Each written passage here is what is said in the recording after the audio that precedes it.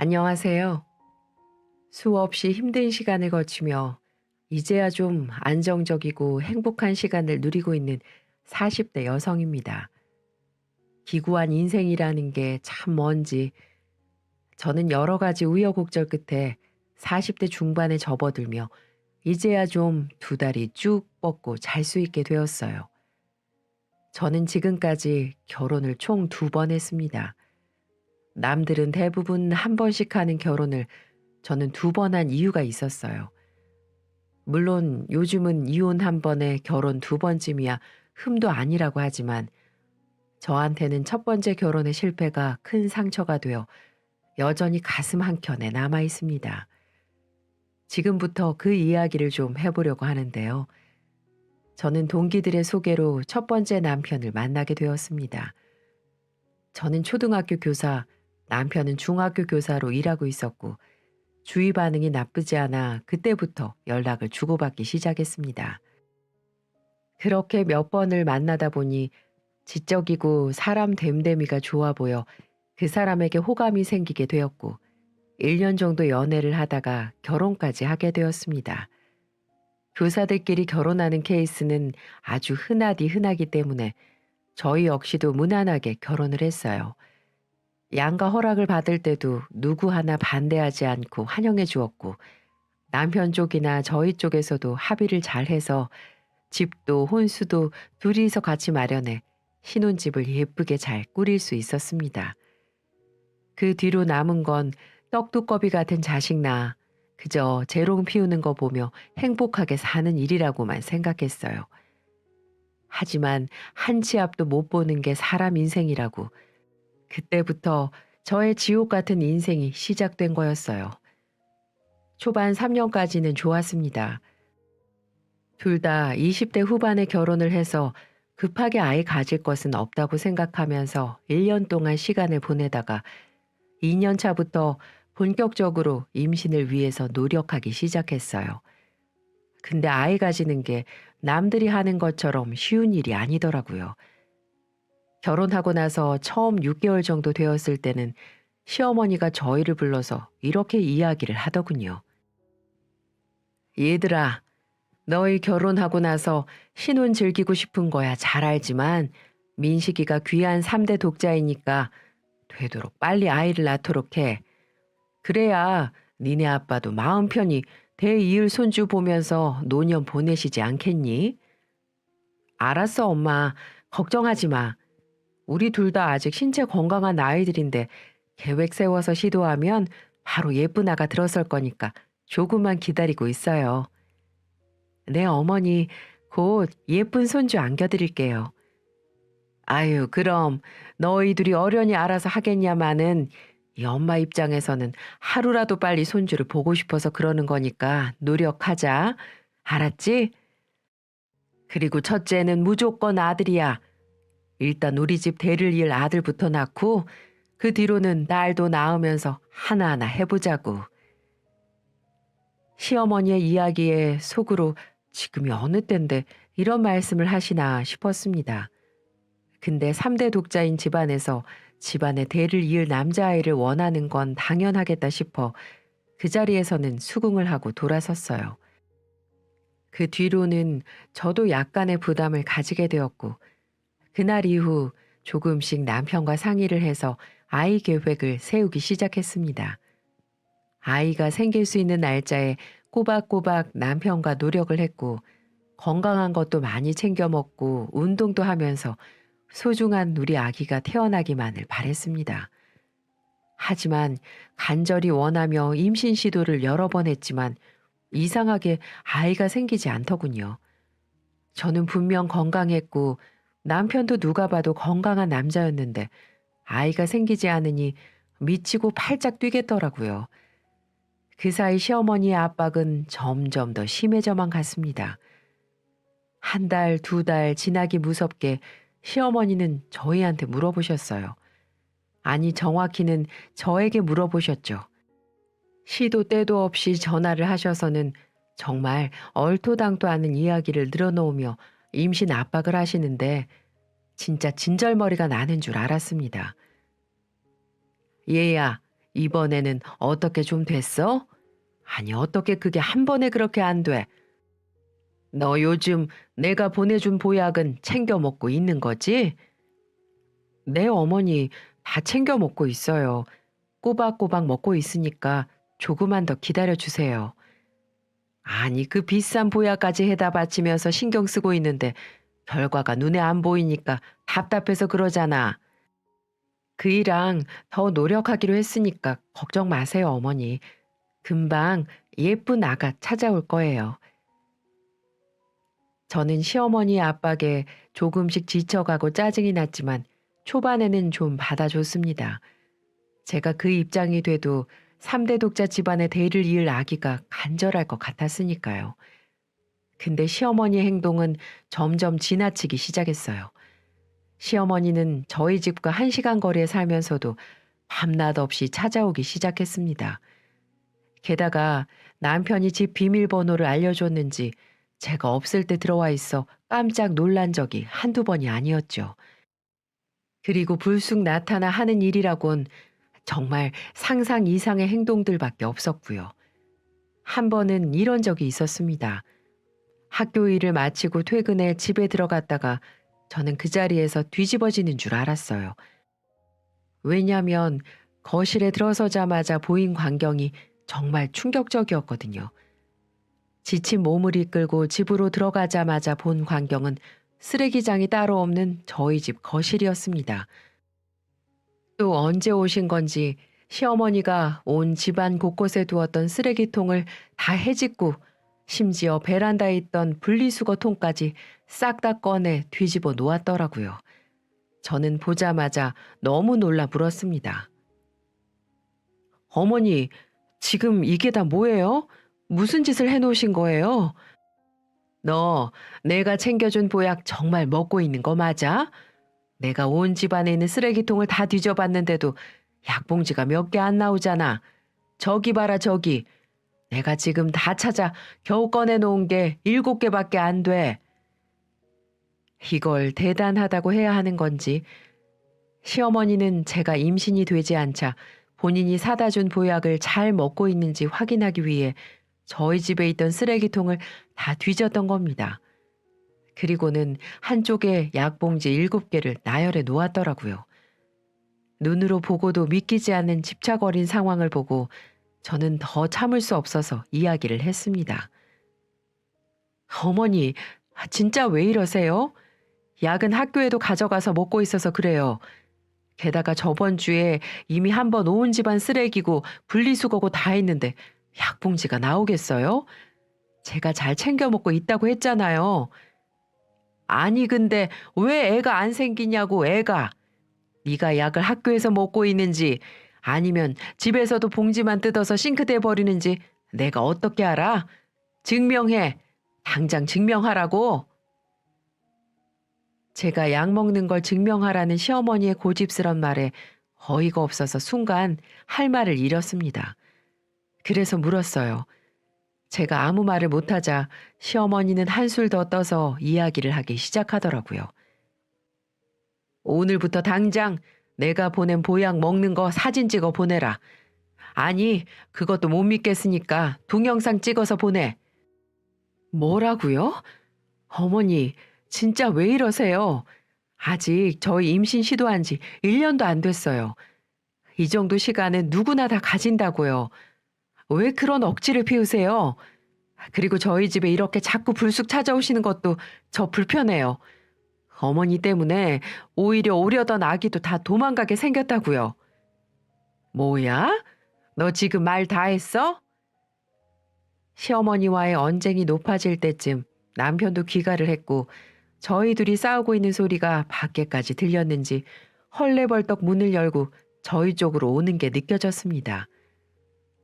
엄마, 소영아, 뭐 하는 거야? 왜 이래? 밖에까지 둘이 싸우는 소리 다 들려. 집안 꼴은 이게 다 뭐고? 나도 몰라. 집에 오니까 어머니가 이렇게 다 해놓으셨어. 내가 보약 잘 챙겨 먹고 있는지 확인해야겠다면서 먹은 약봉지 개수 세느라고 이 짓을 벌여 놓으셨다고. 저는 남편에게 모든 상황을 다 이야기했고 그때까지만 해도 남편도 저의 편이었기 때문에 어머니를 다그쳤어요. 아이 참 엄마, 소영이 잘 챙겨 먹고 있어. 자꾸만 집에 와서 이것저것 잔소리하는 것도 힘든데 왜 이런 짓까지 벌여? 이러면 우리 다른 데로 이사 가서 알아서 애 낳을 거야. 아니면 애 낳고도 엄마한테는 말씀 안 드릴 거예요? 그러니까 이제 찾아오는 거 그만 좀 하고 이런 황당한 짓도 하지 마시고요. 이게 다 뭐야 진짜. 이걸 언제 치우냐고. 이게 엄마한테 못하는 소리가 없어. 애미가 돼서 자식 집에 와서 참견도 못하면 그게 무슨 부모니?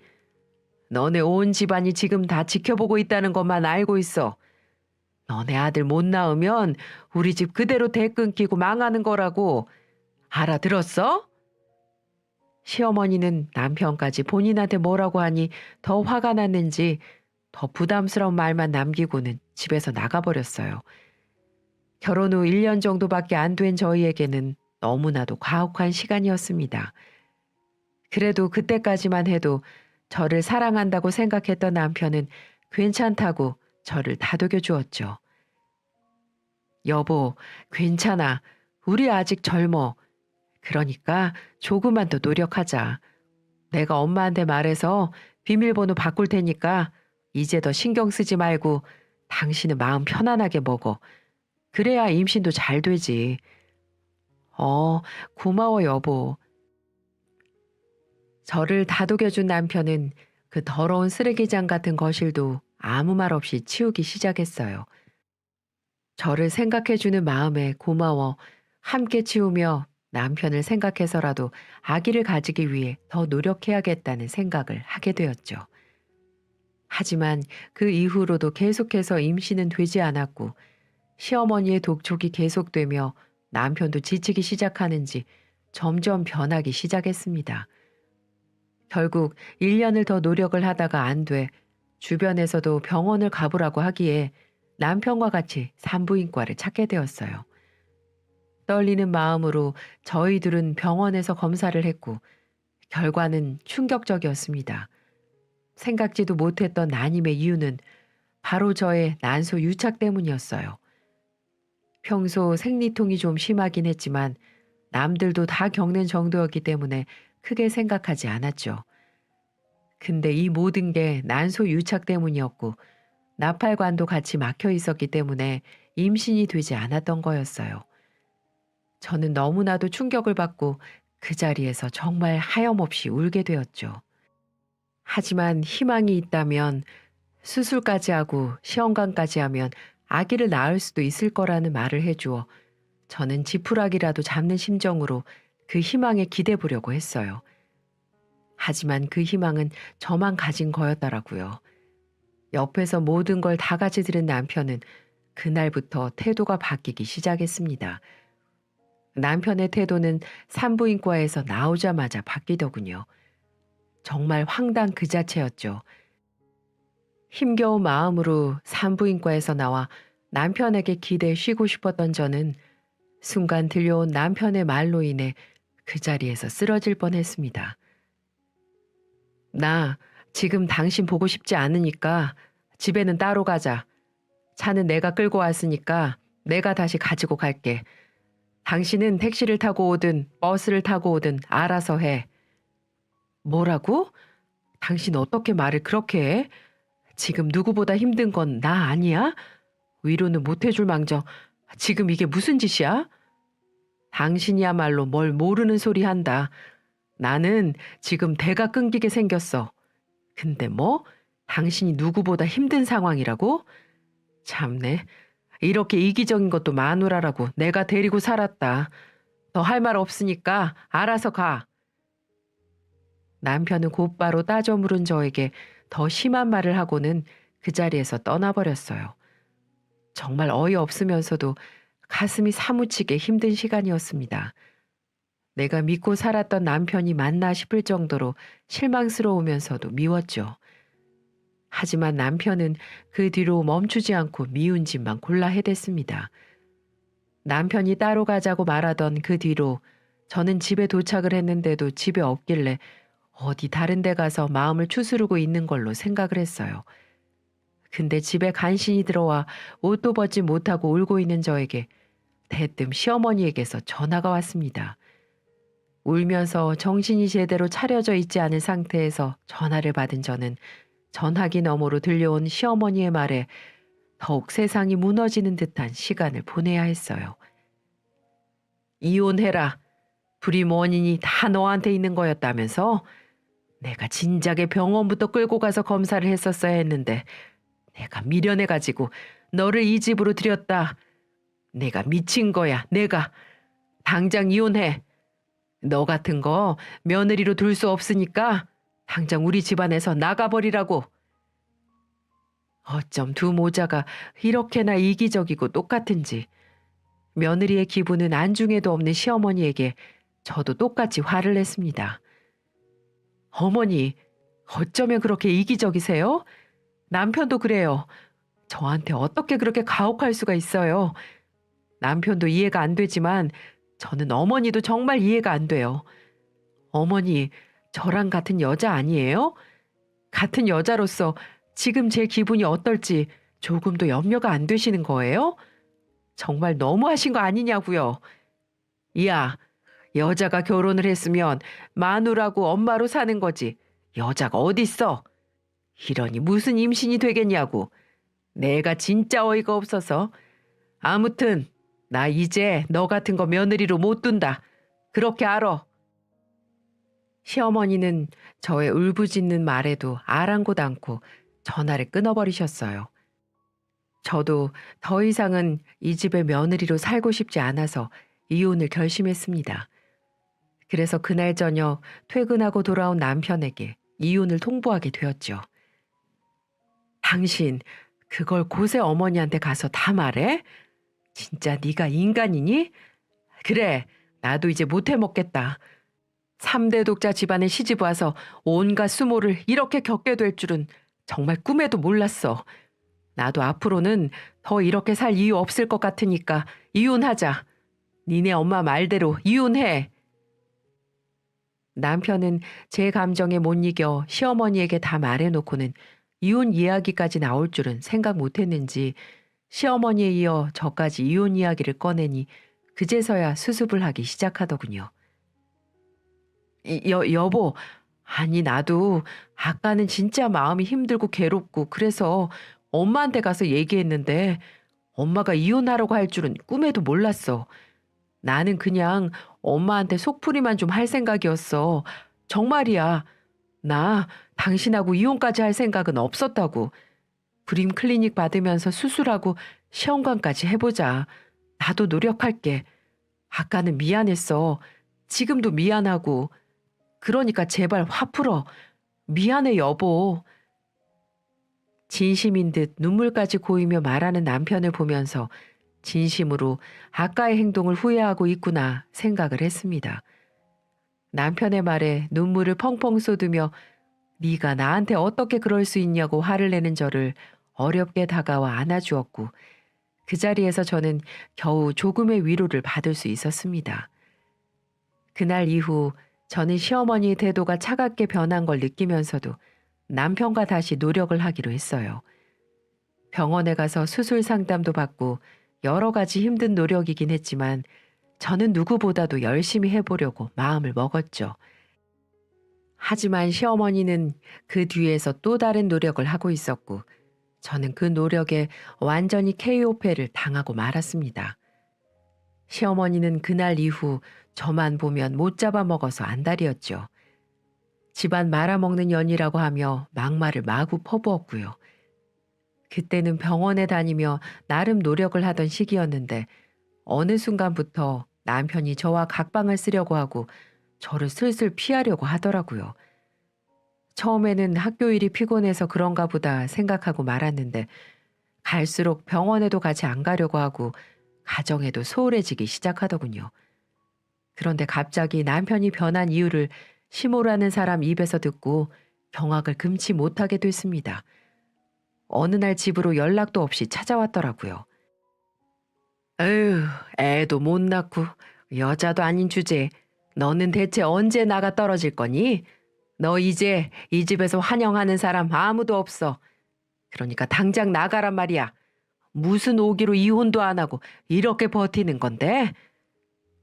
어머니, 진짜 끝까지 너무하시네요.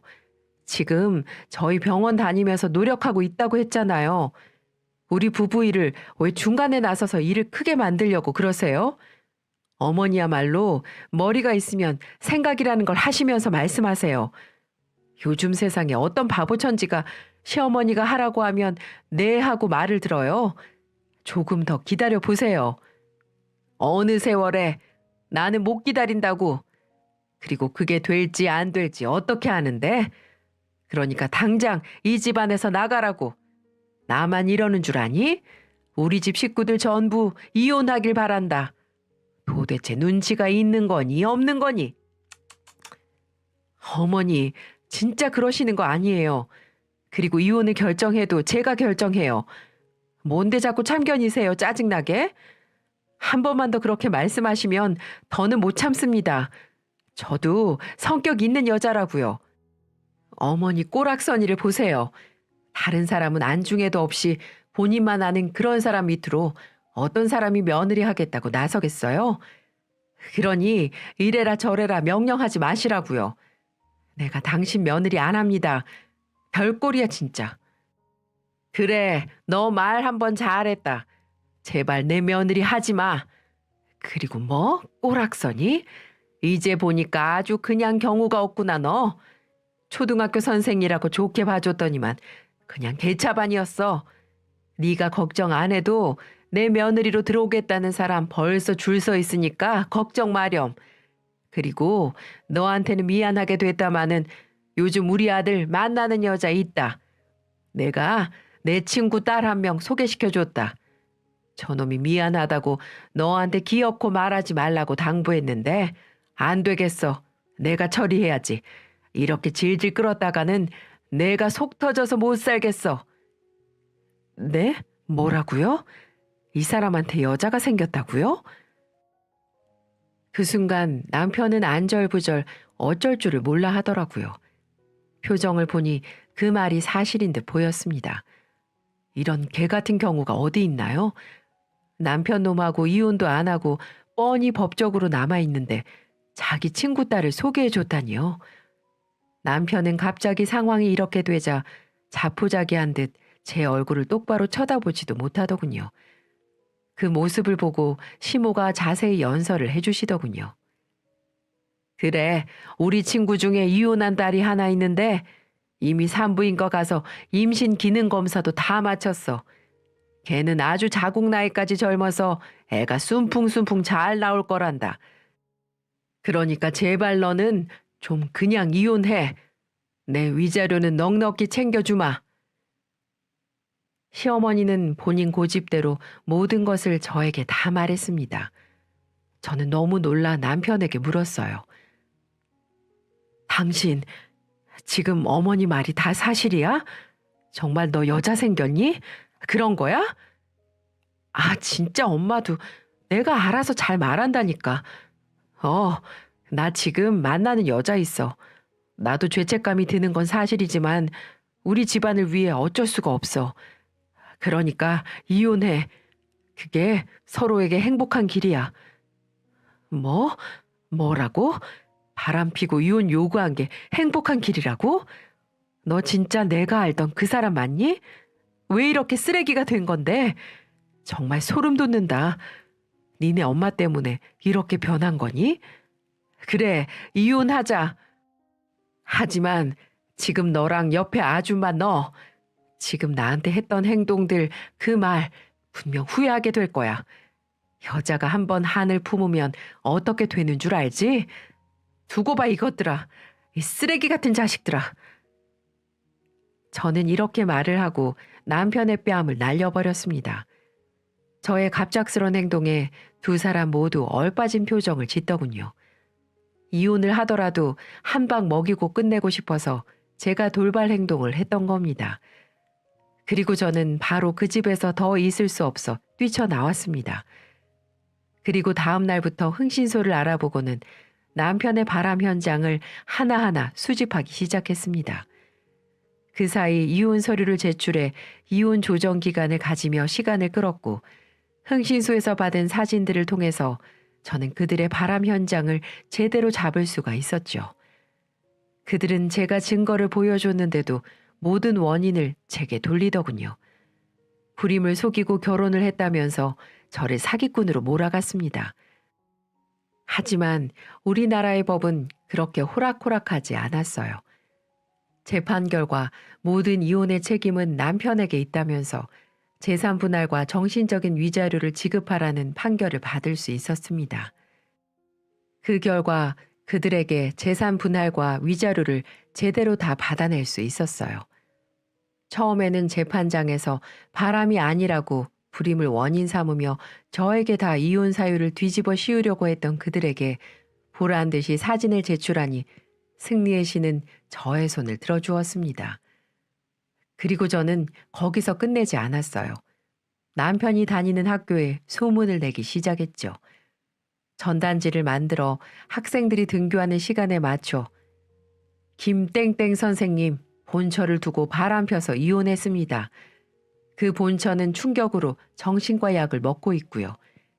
이래도 그 선생 밑에서 교육을 받으시겠습니까?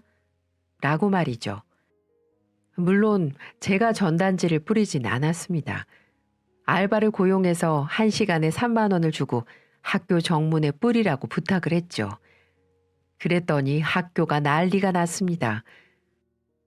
등교하는 학생들, 출근하는 선생님들, 그리고 학부모들도 그 전단지를 보더니 다들 놀라움을 금치 못하더군요. 평소 남편은 학교에서 꽤 인정받는 사람이었으니 놀랄만도 하겠죠. 그리고 저는 교장실로 가 증거를 보여주며 남편의 파면을 요구했고 해당 교육청에도 민원을 넣어 다시 한번 파면을 요구했습니다.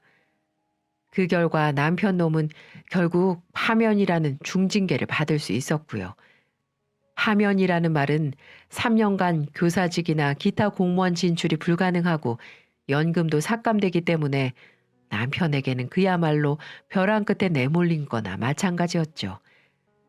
남편이 다니는 학교는 국립이 아닌 사립학교였기 때문에 학교 이미지를 실추한 남편에게 중징계를 내린 듯 보였습니다.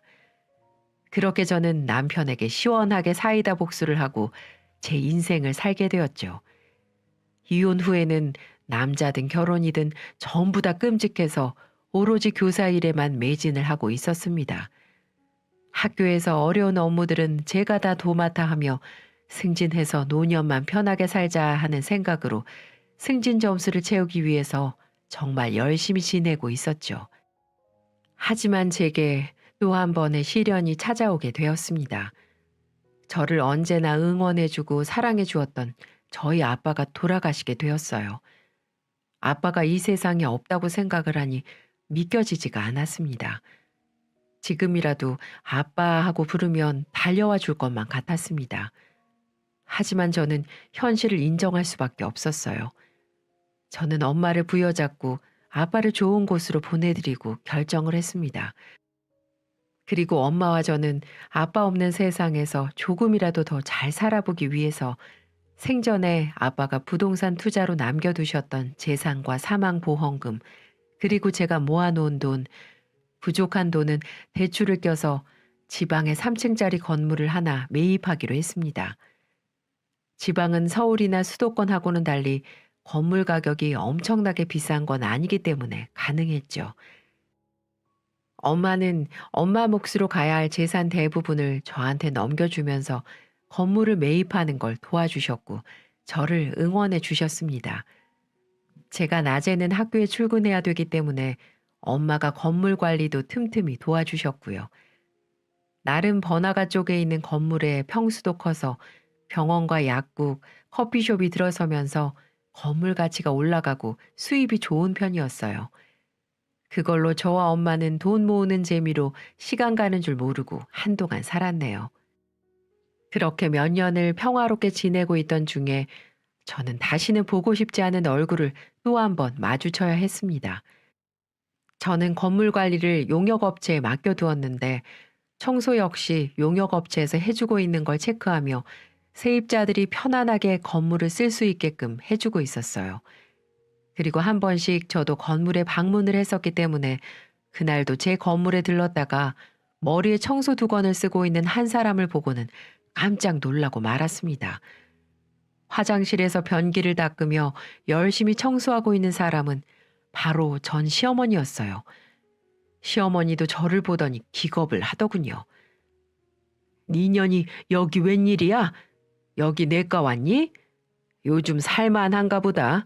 얼굴이 아주 광이 나네, 광이 나. 재수없어.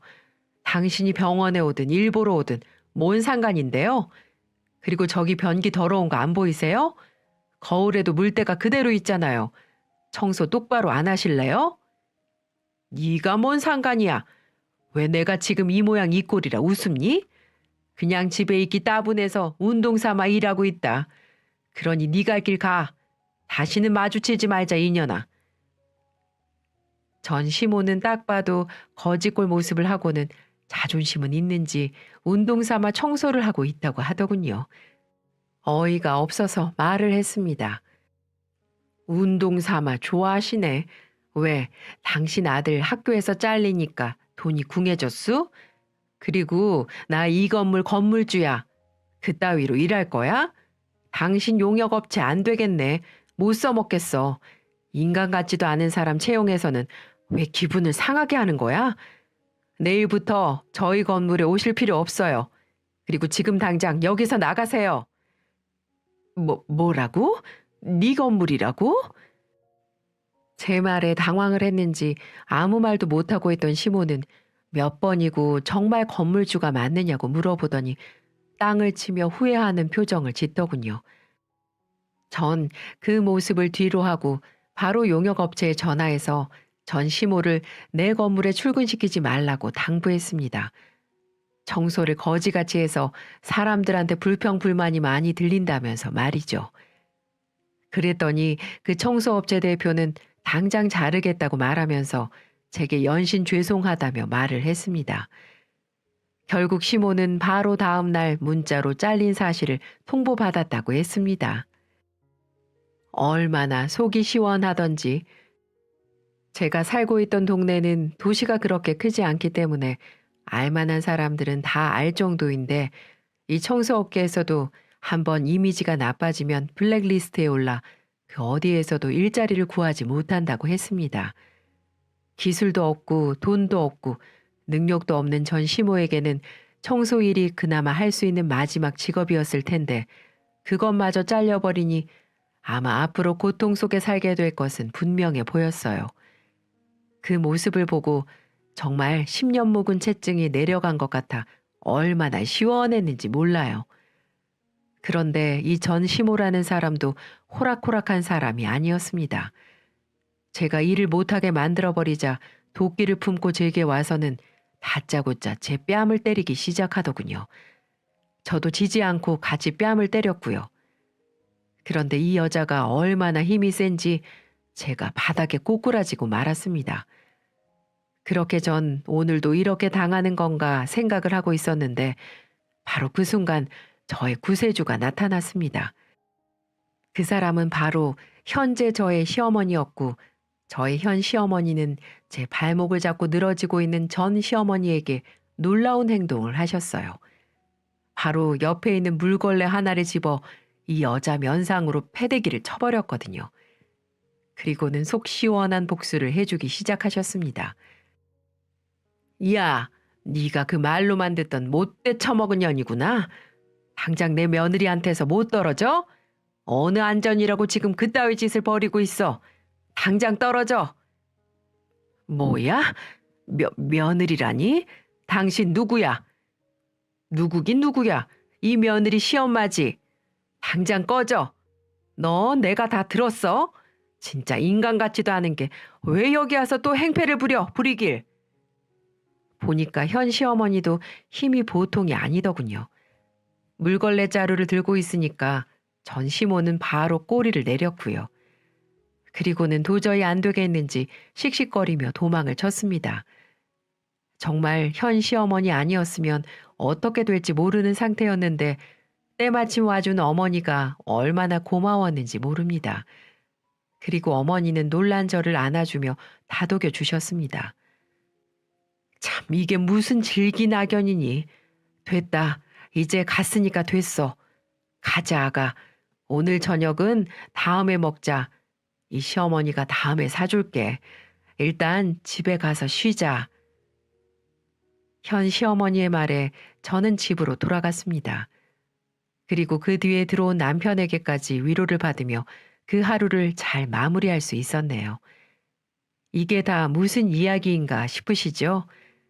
저는 오로지 저와 엄마만 생각해서 건물을 사고 나서도 한참을 남자를 멀리하며 지냈어요. 그러다 저희 건물 3층에 개인 병원 내과가 있는데 한 번씩 아플 때마다 거기를 방문하게 되었고, 제가 건물주인 걸 안 원장님은 본인이 특별히 모시겠다며 저의 진료를 봐주다가 자연스럽게 가까워지게 되었어요. 그러다 결혼을 해서 새 인생을 살게 되었습니다. 바로 저의 두 번째 남편이었죠. 전 남편과는 달리 착하고 저를 많이 배려해주는 그런 사람이었어요. 그 사람도 이혼의 아픔이 한 번 있는 사람이었고, 저 역시도 이혼의 아픔이 있었기에 쉽사리 가까워지지는 못해 처음에는 친구로만 지냈습니다. 그러다 사람을 편안하게 해주는 그 사람에게 서로의 이혼의 아픔을 공유했고, 저는 모든 이야기를 다 털어놓았을 때 그 사람은 저에게 고생 많았다며 안아주었어요. 거기에 제 마음이 녹아 점점 다가오는 그 사람을 밀어내지 못했고, 그 사람과 마찬가지로 저의 이혼의 아픔을 이해해주며 불임까지도 그럴 수 있다며 받아들여 주신 시부모님으로 인해 또 한 번의 결혼을 결심하게 된 거였습니다. 그 뒤로는 시어머니와 친구같이 지내며 자주 만나 밥을 먹곤 했는데, 사건 당일에도 시어머니와 함께 저희 건물에서 만나 잠깐 남편을 보고는 저녁을 먹기로 했었는데 그 사달이 나버린 거였죠. 근데 지금의 시어머니가 저의 상황을 다 알고 난감한 상황에서 속 시원하게 복수를 해주신 거였어요. 그 뒤로 집에 가서 마음을 추스리고 있는데 시어머니에게 연락을 받았는지 남편이 와서는 저를 또 위로해 줬습니다. 고생 많았다면서요. 그리고 또 한 가지를 체크했습니다. 뭐냐고요? 바로 뱃속에 있는 우리 아기가 괜찮은지에 대한 여부였죠. 결혼 전 그 인간과 임신을 위해 노력하고 있던 때 불임의 원인이 되었던 난소 유착과 나팔관 이상에 대한 수술들을 했던 저는 다시 결혼을 하고 나서는 노산이라는 점과 임신이 어려운 몸을 감안해서 시험관으로 몇 번의 시도 끝에 아기를 가지게 되었습니다. 기적적으로 저희에게는 쌍둥이 천사들이 찾아왔고 안정기에 접어들긴 했지만 워낙에 정신적으로 힘든 일을 겪은 날이었기에 남편은 걱정스런 마음으로 아기에 대해서 물어보더라고요. 여보, 아기는 괜찮지? 괜찮아. 나 조금 놀라긴 했는데 그래도 몸은 괜찮은 것 같아. 우리 아기들도 그렇고. 다행이다. 고생 많았어. 어머니한테 전화 듣고 바로 용역업체에 연락해 뒀으니까 다시는 못 올 거야. 고마워, 여보. 고맙긴. 나랑 같이 살아주는 당신한테 내가 더 고맙지. 말도 예쁘게 해주는 남편으로 인해 저는 비로소 인생의 행복을 찾아가고 있습니다. 그리고 뱃속의 아기들이 잘 자라는 걸 보면서 이제야 내 인생도 피는구나 싶더라고요. 그리고 나중에 왜 시모가 그런 청소일을 하고 있는지 알게 됐어요. 저를 버리고 시모 친구 딸을 선택한 전 시모는 그 친구 딸년에게 사기를 당한 거였습니다. 그 여자는 외도로 인해 이혼을 당한 여자였는데 그 버릇 못 고치고 전 남편이 학교에서 잘리자 곧장 다른 남자를 만나 또 바람을 폈다고 했습니다. 그리고 전 시모에게 임신했다고 거짓말을 쳐 그 대가로 많은 돈을 요구했다고 하더군요. 정말 임신이 된 걸로 알았던 전 시모는 있는 돈 없는 돈 짜고 짜서 그 여자 꾀임에 넘어가 줬다고 했는데 글쎄 그 여자는 돈을 받자마자 도망을 가버렸다고 했습니다. 손자 하나 보려다가 그 여자한테 뒤통수 세게 맞게 돼버린 거였죠. 결국 그 충격에 전 남편 놈은 폐인이 됐다고 했고 전 시모는 그 여자한테 해준 대출금 갚느라 청소일을 시작했던 거였습니다. 그 소리 듣고 얼마나 웃기던지. 역시 옛말이 틀리지 않았어요. 죄를 지으면 언젠가는 그대로 돌아온다는 말이 정말 실감이 나더군요. 그걸 마지막으로 저는 전 시모와의 질긴 인연을 끝낼 수가 있었네요. 참 사람 인생이라는 건 정말 어떻게 될지 모르는 것 같습니다. 우리는 나이가 들면서 변하는 게 아니다. 보다 자기다워지는 것이다. 이런 말이 있습니다. 저는 나이가 들면서 점점 더 좋은 제가 되기를 바라고 있어요. 그래서 저의 아픔을 보듬어준 남편에게도 우리 아가에게도 또 저희 양가 부모님에게도 좋은 아내, 좋은 엄마, 좋은 자식이 되고 싶습니다. 여러분에게도 주변에 아픔을 치유해주고 감싸줄 수 있는 좋은 인연이 나타나기를 바랄게요. 저의 사연 들어주셔서 감사합니다.